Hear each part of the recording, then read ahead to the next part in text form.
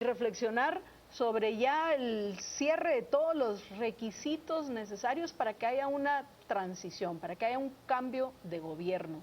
Probablemente lo vamos a hacer el próximo jueves, pero hoy pues no hay mucho que decir en lo que respecta a lo que va a suceder el próximo domingo.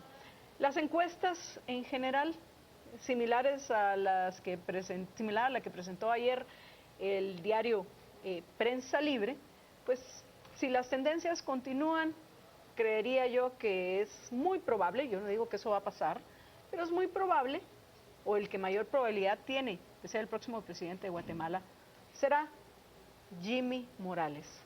Yo como no quiero influir a nadie en mi opinión en lo que respecta a los que deberían de ser mandatarios y no gobernantes, y me parece ridículo que alguien hable de sí mismo en tercera persona, no voy a emitir más opinión que la que ya he compartido en estos momentos, amigos. Y nos vamos a centrar en algo que consideramos que es mucho más relevante para los guatemaltecos, pues al fin, el presidente va a ver, se va a cumplir con ese requisito el próximo domingo.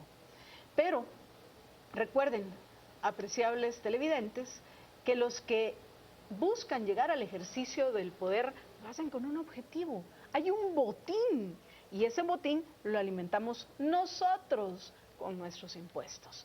Por eso vamos a hablar hoy del próximo presupuesto, porque estamos de acuerdo con nuestro invitado, que hoy hay una oportunidad única en Guatemala y la debemos aprovechar para bajar el monto solicitado que sale de nuestros bolsillos.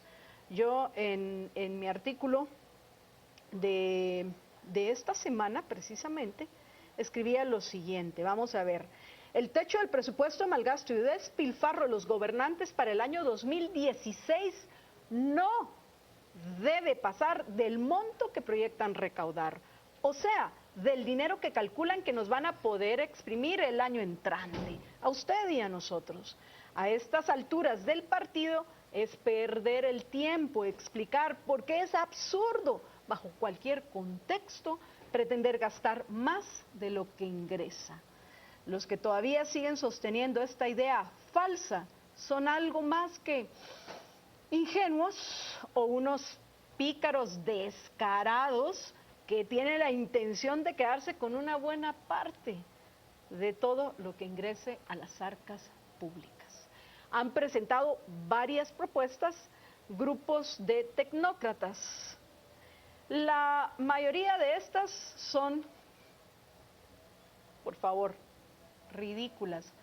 Miren, señores, va, okay, no 72,000 millones, no 73,000 millones de quetzales. Va, pues, bajémoslo a 70,000. Por favor. ¿No les parece ridículo y absurdo eso? Miren, está bueno, 2,000, 3,000, cortémoslos por ahí donde se puedan. Eso es ridículo.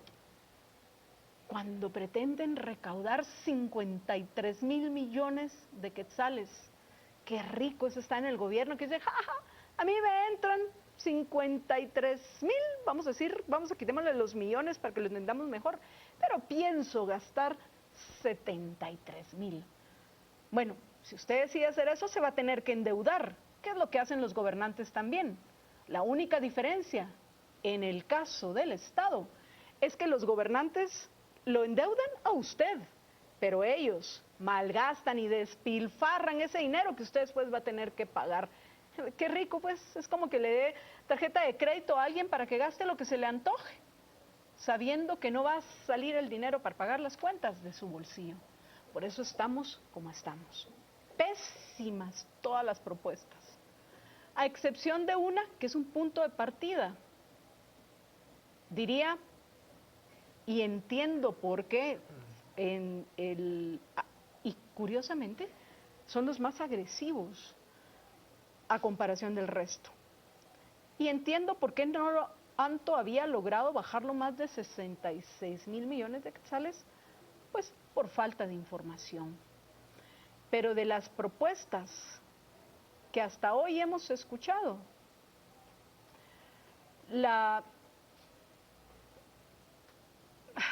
dentro del contexto mejor o menos peor, porque yo hubiera querido que tuvieran la información para bajarlo a 55,000 millones de quetzales, es la de nuestros amigos del CES.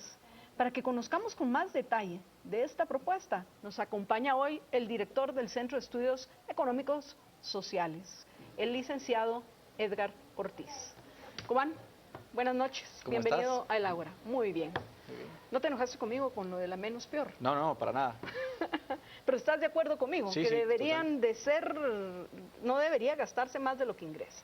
Es el principio, creo yo, rector de todo, ¿no? Del presupuesto. A ver, contanos de la propuesta de ustedes. Bien, mira, en realidad estamos de acuerdo con tu planteamiento, Marta Granda. Creemos que como uno de los principios básicos del CES es un presupuesto equilibrado, porque lógicamente, en el mejor de los casos, un gobierno debiese financiarse completamente con lo que recauda, no con lo que no ha recaudado todavía. Entendemos que la meta es el presupuesto equilibrado, pero creemos que la brecha o el camino, la ruta para un presupuesto equilibrado pasa por una reducción gradual del presupuesto en un plan de 2, 3 o 4 años por lo menos. Y esto lo digo por la siguiente razón.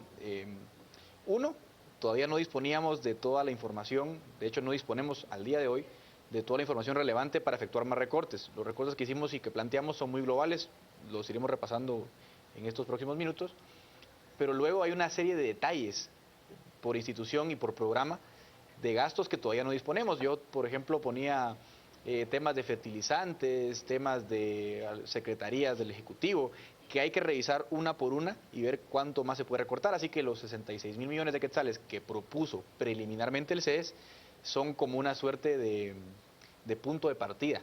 Mi idea es que hacia abajo. Mi idea es que podamos recortar más siempre y cuando tengamos la información. El Ministerio de Finanzas lamentablemente no ha hecho público el documento, pero ayer miércoles en la mesa técnica que convocó el Congreso de la República, pues se comprometieron a brindarnos un archivo en Excel, porque había un PDF y eso es sumamente difícil para hacer cálculos, que es lo que nos requiere en este punto. Pero sí, lo que te quiero decir en esta primera aproximación es que para conseguir un presupuesto equilibrado, tal y como tú lo planteabas al inicio, hace falta una gradual reducción del gasto público hasta que lleguemos al punto en el cual balanceemos las finanzas públicas. ¿Y qué recortes son los que ustedes plantean ahorita inicialmente para llegar a esa cifra inicial de 66,000 millones de quetzales?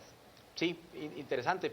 Lo que planteamos nosotros en un inicio fue un recorte general a todas las dependencias del 5%, excepto salud pública, porque entendemos que hay un tema ahí de carencia de fondos. ¿Del 5 o del 25? Del 5 a todos. Okay. Y planteamos unos recortes más agresivos en otros ministerios. Por ejemplo, planteamos, el más radical de todos es el Ministerio de Desarrollo Social, que lo creó el gobierno de Otto Pérez Molina, porque ya no es este gobierno técnicamente, pero lo creó Otto Pérez Molina entrando al gobierno, y pensamos que no ha funcionado prácticamente de nada, que es un nido de programas clientelares, que no ejecuta su presupuesto, porque ejecuta menos del 80%, y eso te indica que es una entidad que tampoco tiene muy claro sus metas. Entonces planteamos ahí una reducción del 60% para que el próximo gobierno lo liquide y lo elimine. Estamos dejando un 40% de asignación presupuestaria en ese ministerio porque habrá que hacer una liquidación y habrá deudas hundidas, pasivos laborales y otros temas de liquidación que servirán justamente para eliminarlo, pero una vez transcurrido 2016, pues tendrías ya una partida completamente libre que en el presupuesto del año siguiente te permite todavía hacer una reducción del gasto más agresiva. Otro ministerio donde vemos con preocupación un despilfarro es el Ministerio de Economía. Es un ministerio realmente pues muy técnico, de asesoría en el mejor de los casos, pero que no tiene mayores atribuciones. Consideramos que un 25% de recortes ahí también es bastante viable, y lo que pasa ahí, y lo dijimos un poco en la audiencia que nos convocó el Congreso, el próximo gobierno que venga, no importa quién sea, tendrá que tener pantalones para negociar los pactos colectivos en los diferentes ministerios. El Mineco es uno de los más interesantes, ¿no? Porque tienen hasta 45 días de vacaciones, tienen bono pescado para Semana Santa. Entonces, bueno, bono pescado. Planteamos, sí, tiene un nombre particular, pues recortamos ahí el 25% para que el gobierno que venga... ¿El ministerio hacer bono sí, playa o algo así? Sí, para Semana Santa justamente es el bono que tienen. Entonces, bueno, si vienes con esa lógica, tienes problemas. Y el otro gran recorte también que planteamos del 20%, tiene que ver con el MISIVI, el Ministerio de Comunicaciones, Vivienda e Infraestructura.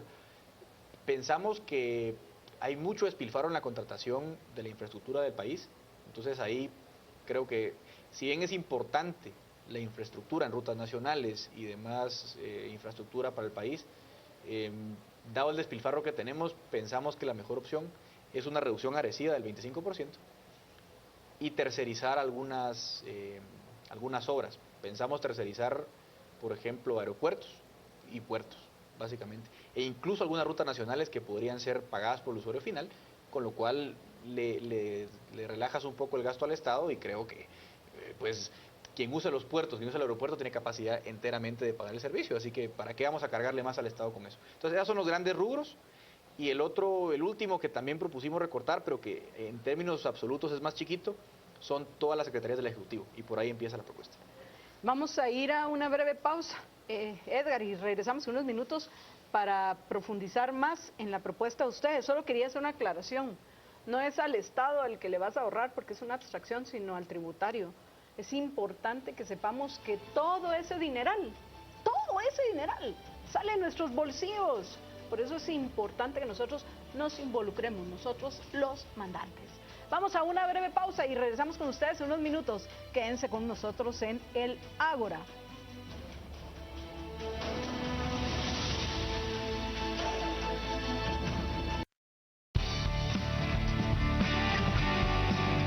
Estamos presentando Especiales de Canal Antigua.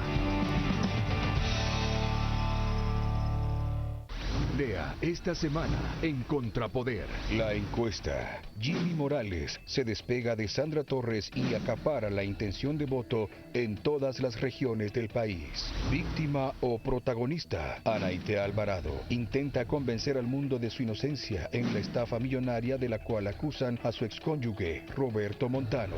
Pies sobre gelatina. El sector empresarial ha vivido 10 días de vértigo tras lo ocurrido en Honduras con la familia de Jaime Rosenthal. El humor es cosa seria. Vania Vargas relata 3 momentos en la historia de la prensa satírica guatemalteca. Fiambre. Las familias Job y Álvarez cuentan sus secretos para la preparación del tradicional platillo del Día de los Santos. Esta semana en Contrapoder, enfoque, criterio, análisis. Búsquela en tiendas de prestigio o suscríbase al 2222-8722. Descargue la versión electrónica en Google Play o en el App Store. Destino 2016. Elecciones presidenciales. Tendrán información muy variada, muy completa en esta cobertura, que les recordamos es un despliegue muy interesante a nivel tecnológico en Guatemala, utilizando diversos sistemas para conocer lo que está pasando en cada departamento de nuestra república. 30 horas de transmisión ininterrumpida, arrancando el sábado a la 1 de la tarde. Estamos en un momento histórico en nuestro país y a la antesala de las elecciones generales. Y terminando el domingo a las 2 de la mañana. Señores, hemos llegado al final de esta cobertura en la noche electoral, cuando ya son las 2 de la mañana del día 7 de septiembre. Los mejores periodistas y presentadores. Con los números que ya vimos, es probable que sí hagan la diferencia esos municipios o esas aldeas. Lo estamos todo haciendo de una manera no ya pacífica, sino súper pacífica y relajada. En uno de los sets más grandes, ubicados en el centro de cómputos del Tribunal Supremo Electoral. Cobertura extensa que le ofrece hoy Canal Antigua. 80 invitados especiales, entrevistas con personalidades. Los medios de comunicación son otro actor fundamental. Porque ustedes son los especialistas en las áreas. Nuestro acompañamiento a Guatemala. 60 corresponsales en el interior. En Quiché nos trasladamos con mi compañero Kevin Rodríguez. Adelante. Eric Rodas nos espera ya en Suchitepeque. Nos vamos inicialmente para allá. Muchísimas gracias a todos los corresponsales. Un gran equipo de producción hizo posible que usted estuviera bien informado. Y ya estamos listos para la segunda vuelta. Estaremos presentes nuevamente con un gran montaje para acompañarlo hasta descubrir quién será el próximo presidente de los guatemaltecos. Destino 2016. Elecciones presidenciales.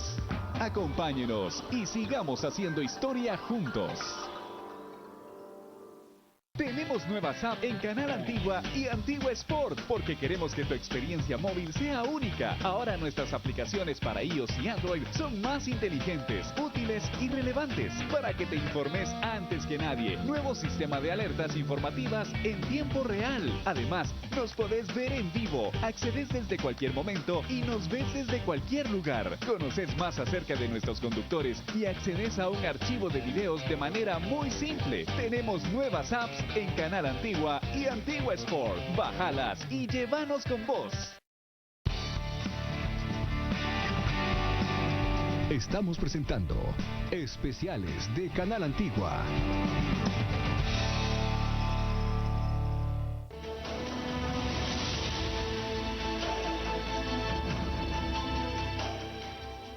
Estamos de regreso en el Ágora. Jorge Jacobs y Marta Yolanda Díaz Durán, y hoy estamos conversando con el abogado Edgar Ortiz, quien es el director ejecutivo del Centro de Estudios Económicos Sociales CES.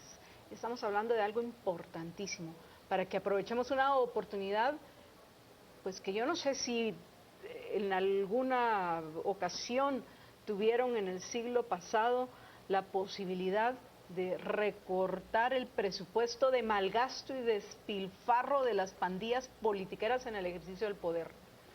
No recuerdo, tal vez alguno de ustedes nos podría informar, pero sé que hoy la tenemos y debemos aprovecharla. Pero para que se dé ese recorte al presupuesto, o sea, para que no nos endeuden más los gobernantes, nos tenemos que involucrar nosotros. Y sí, que viene la segunda vuelta este domingo. Ok, les ofrezco el próximo jueves que vamos a hacer un análisis de lo que podemos esperar en el próximo periodo de gobierno, que no es solo el Ejecutivo, pero hoy dediquémonos a lo que nos cuesta tanto ganar, que es nuestro dinero, ese que nos expolian y nos exprimen y luego gastan en puras tonterías. Mencionó en el segmento anterior nuestro invitado, Edgar Ortiz, los recortes que ellos proponen en el Centro de Estudios Económicos Sociales CES, la más sensata de todas las propuestas. Las otras, si acaso me están escuchando, gente del CIEN, gente Fundesa, gente de... ¿Quiénes más han presentado? Me imagino, así es, los mismos partidos políticos que dicen, bajémoslo a 70,000 millones de quetzales, por favor, señores. Eso es como tratar de decir, hay una oportunidad, fijamos que hacemos algo, pero no hagamos nada, porque bajar 2,000, 3,000 millones de quetzales es no hacer nada, señores. La única propuesta que hay que analizar en opinión de nosotros, y lo vamos a justificar por qué, es la del Centro de Estudios Económicos Sociales CES, como punto de partida para continuar bajando conforme se tenga más opinión. Ustedes son cautos al manejar un 5% general de recorte. Sin embargo, los mismos politiqueros que han ejercido el poder, entre ellos Roxana Valdetti, Cobán, han reconocido que sobre todo en el Ministerio de Comunicaciones, la comisión por proyectos, entre comillas, leas el porcentaje de corrupción, está en promedio en 30%. O sea, ahí de entrada imaginen toda la corrupción que podríamos traernos abajo, todas las plazas fantasmas, todos los privilegios. El tema de los fertilizantes, ese es un programa clientelar, populista, que ya ni siquiera le sirve de nada. Aló, señor presidente, no. Aló, politiqueros, ya ni siquiera le sirve de nada, vean quién es probable que sea el próximo presidente de Guatemala. Jimmy Morales. Así que la tal bolsa solidaria a Sandra Torres no le sirvió de nada. Entonces, todos esos programas clientelares, populistas, hay que volárselos. No debemos seguir. Y hay algo muy importante, la gente no entiende que al mantener todo ese montón de parásitos, porque también hay un montón de parásitos dentro del aparato burocrático estatal, a quienes realmente nos afecta es a los que trabajamos y en particular a los más pobres o a los de menos ingresos, porque hay más obstáculos que nos impiden crear la riqueza necesaria para que todos podamos mejorar de manera constante nuestra calidad de vida en el largo plazo. Entonces hay que entender que la gente honesta, la gente productiva, la gente trabajadora, la gente respetuosa.